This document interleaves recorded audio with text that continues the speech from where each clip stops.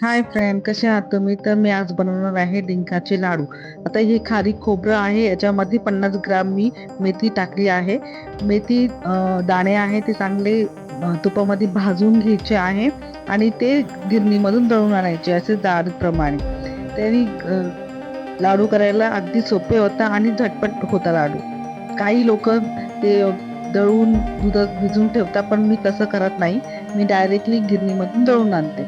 आता हे सगळे सीड्स आहे म्हणजे बिया आपल्याला पंपकिन, सनफ्लावर जे पण तुमच्याकडे अवेलेबल आहे तुम्ही त्याचे टाकू शकता.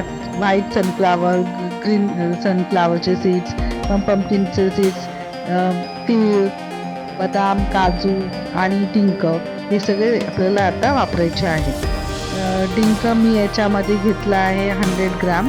त्याने क्रिस्पी होतं आणि सगळं जे जिन्नस आहे ती पहिले मिक्सरमध्ये दळून घ्यायची आहे. फक्त डिंक आपल्याला पहिले तळून घ्यायचं आहे, मग आपल्याला ते मिक्सरमध्ये बारीक करून घ्यायचं आहे. तुम्ही हाताने पण फिरवू शकता, खलबत्ता असेल तुमच्याकडे, पण मिक्सरमध्ये केलं तर चांगलं बारीक होतो.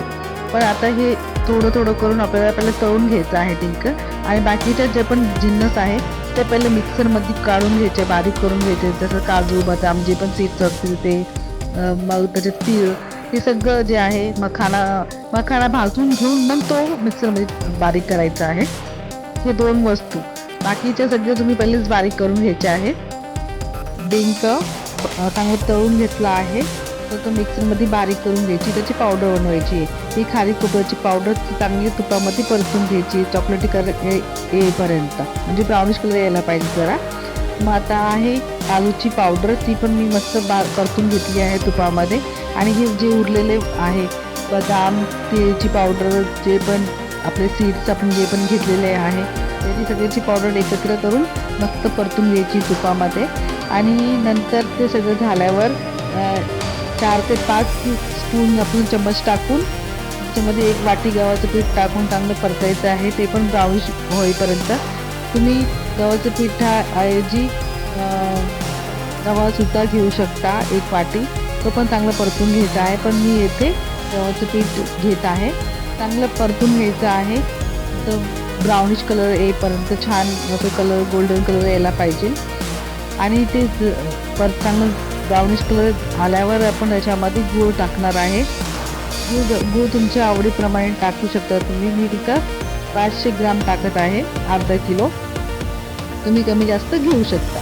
आणि हे सगळं गूळ वितळेपर्यंत छानपैकी आपल्याला हे मस्त तळून घ्यायचं आहे, भाजून घ्यायचं आहे. त्याचं हलव्यासारखं वाटेल बघा तुम्हाला.